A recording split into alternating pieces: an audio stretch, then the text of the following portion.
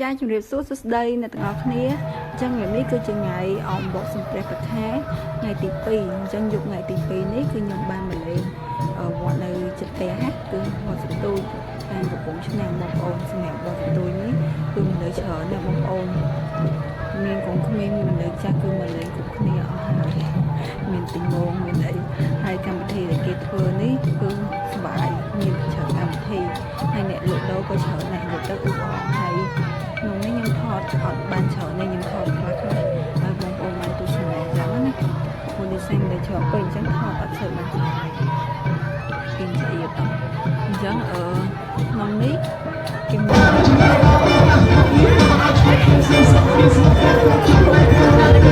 ឈៀងទៅមានបងប្អូនមានប្រឡងលេងអញ្ចឹង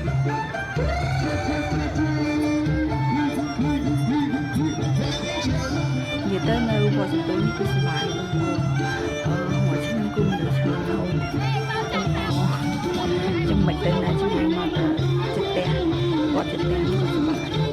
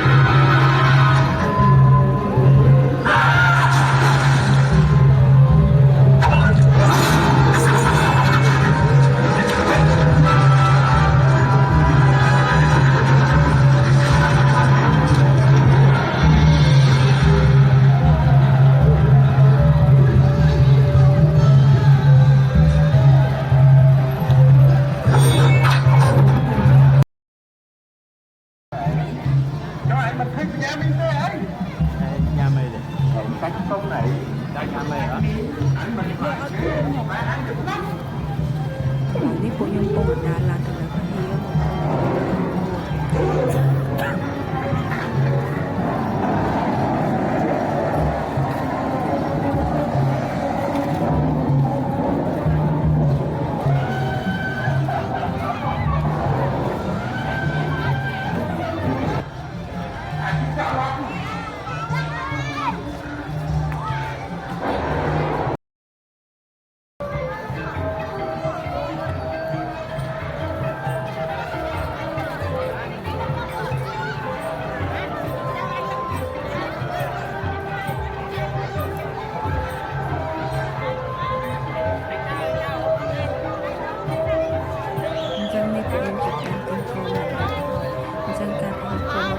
គឺបួងសួងសុំសេចក្តីសុខផងសុំឲ្យបានចឹងមានសុខភាពល្អចឹងណាបងប្អូន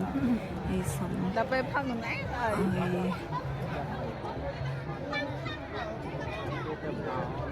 ban khơi nhé ban đã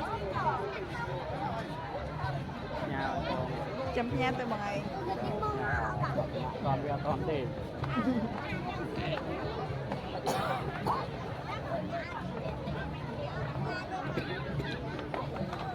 ยังไงបងប្អូនសម្រាប់វីដេអូរបស់ខ្ញុំមានតែប៉ុណ្្នឹងឯងបងប្អូនអរគុណសម្រាប់ការទស្សនាវីដេអូរបស់ខ្ញុំអរគុណច្រើនបងប្អូនតែគេធ្វើតាមវេនមែនតាមថ្ងៃបងគេខ្ញុំចកញ៉ាំមែនអ្នកគេមក